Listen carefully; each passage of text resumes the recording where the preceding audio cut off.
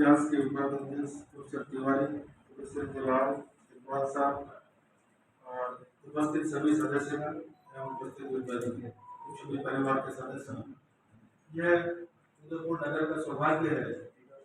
यहाँ पर साहित्य संस्थान जनार्दन राय नायक राजस्थान विद्यापीठ उदयपुर द्वारा बहुमुखी बहुआयामी व्यक्तित्व डॉक्टर राजशेखर व्यास स्मृति ग्रंथ का विमोचन कार्यक्रम आयोजित किया जा रहा है।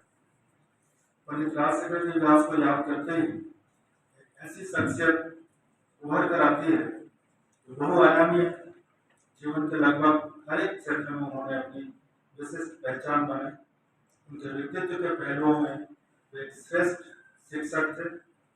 शिक्षक के रूप में उन्होंने अध्यापन पर कभी समझौता नहीं किया।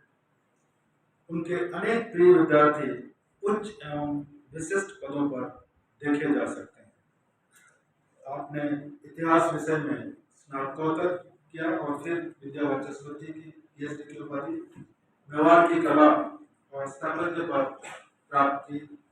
वे अपने प्रिय विषय इतिहास के काफी विद्वान थे। उनकी पुस्तकें वर्षों तक माध्यमिक शिक्षा बोर्ड अजमेर के पाठ्यक्रम में अनेक स्तरों पर बनी रही। इतिहास के अनछुए पहलुओं पर भी उनकी नजर रहती थी। विद्यार्थी एवं शोधार्थी उनसे मार्गदर्शन प्राप्त करते रहते थे। माध्यमिक शिक्षा बोर्ड द्वारा उनकी लिखी गई पुस्तकें, जिसमें भारत और संसार, भारतीय इतिहास की मूल धाराएं, युग युगीन संसार प्रमुख है, जो कक्षा 3 से लेकर 9वीं से 12वीं तक पढ़ाई जाती रही है। उनका व्यक्तित्व इतिहास एवं संस्कृति के प्रति समर्पित रहा। उन्होंने इतिहास के साथ साथ खेलकूद से संबंधित शारीरिक शिक्षा और सिद्धांत नामक पुस्तक का भी लेखन किया और शारीरिक शिक्षा के लिए भी यह पुस्तक मील का पत्थर साबित हुई। विविध विधाओं में कार्य करने के शौकीन डॉक्टर व्यास जी एक विलक्षण प्रतिभा के धनी थे। आपने उदयपुर के प्रसिद्ध जगदीश मंदिर में व्यासपीठ पर बैठकर भागवत महापुराण का कथा का वाचन भी किया, जिसका श्रोता पूरा आनंद उठाते थे। यद्यपि वे सादगी के प्रतिमूर्ति थे, फिर भी विशेष अवसरों पर वे विशेष परिधान पसंद करते थे और विभिन्न उत्सवों पर मेवाड़ी पगड़ी पहनना उन्हें अच्छा लगता था। पगड़ी बांधने के भी विभिन्न तरीके वे जानते थे और काम में लेते थे। शेरवानी, चूड़ीदार पायजामा, जैकेट, पगड़बंदी, kurta pyjama, dhoti kurta, pant shirt, T shirt इत्यादि बड़े तरीके से पहनकर विभिन्न उत्सवों आयोजनों में भागीदारी कर प्राय वे धोती कुर्ता और पैंट शर्ट पहनना पसंद करते थे। स्मित मुस्कान के साथ जब भी किसी से मिलते तो बरबस ही उनका हृदय जीत लेते। भाषा की दृष्टि से भी हिंदी, अंग्रेजी और संस्कृत, इन तीनों भाषाओं के साथ परिवार में बोली जाने वाली गुजराती भाषा पर भी उनका पूरा अधिकार था। इसी के साथ आपका ज्योतिष एवं वास्तु पर भी पूरा अधिकार था। जैसे कि अभी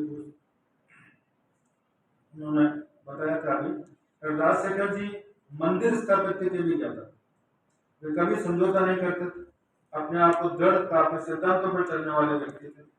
सिद्धांतों पर समझौता नहीं करने की स्थिति में उन्होंने राजकीय सेवा से भी त्याग पत्र लिख दिया। संगीत को उन्होंने सर्वप्रथम तबला सीखा, फिर सितार और बांसुरी सीखी, तत्पश्चात रुद्र वीणा के साधक बने। जैसा कि अभी बताया कि उनके फॉलोवर्स दक्षिण भारत में भी उनके संगीत के काफी फॉलोवर्स हैं जो उनके फॉलोवर थे।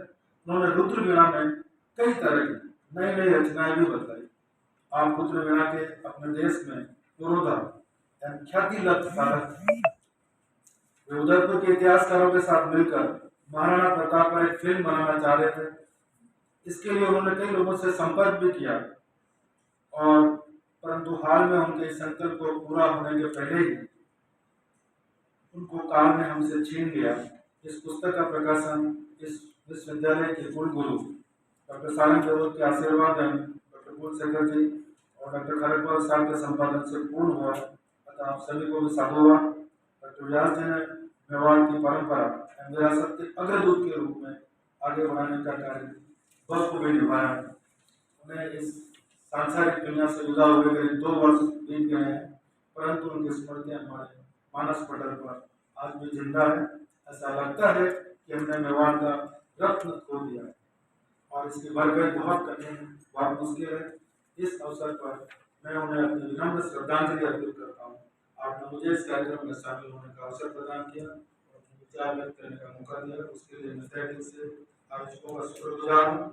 विशेष तौर पर परिवार के सभी सदस्यों, राजन सेक्रेटरी, कुल सेक्रेटरी, होम सेक्रेटरी का आभार व्यक्त करते हुए अपनी वाणी को विराम देता हूँ। धन्यवाद।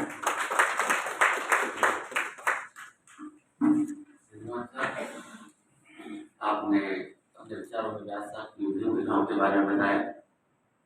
साथ ही आपने बताया कि वीणा में उन्होंने बहुत बड़ा प्रयोग किया है, वो भी मैं आपके सामने प्रस्तुत कर देता हूँ। वीणा एक ऐसा वाद्य है जिसको ले जाना, आना जाना ले जाना बहुत ही मुश्किल होता है, तो तुम्हें होते हैं, बड़ा दान होता है। तो व्यास साहब ने उसमें प्रयोग किया है, दान को दो भागों में विभक्त कर दिया है और वो वैसा ही साउंड आता है। उसके बाद दोनों भागों को वापस जोड़ने के बाद वो बहुत बड़ा प्रयोग है। और अभी उनका एक शिष्य है हैकल फ्रांस में, वो अभी उसी के बाद वैसे ही वीणा है जो यूज करता है, काम में देता है। तो इस तरह का बहुत बड़ा प्रयोग है ये, जहाँ आने जाने में उसको ले जाने बहुत सुविधा होती है। जैसा कि अभी शर्मा साहब ने बताया कि उदयपुर के शख्स हमारे बीच नहीं है, उसी प्रकार प्रोफेसर कुंज बिहारी शुक्ला, डॉक्टर मीना शुक्ला जो एग्रीकल्चर यूनिवर्सिटी में थे, उन्होंने भी एक संदेश भेजा है। वो लिखते हैं, उदयपुर का एक ज्ञान व संस्कृति वन वृक्ष अपनी छाया में पल्लवित होने वाली पीढ़ी को अकेला छोड़ शांत हो गया। मैं उनको श्रद्धांजलि अर्पित करता हूँ। यहाँ नहीं आ पाए परंतु उन्होंने संदेश भेजा है, मैं उनका भी आभार व्यक्त करता हूँ। अब कार्यक्रम को आगे बढ़ाते हुए मैं आज के मुख्य अतिथि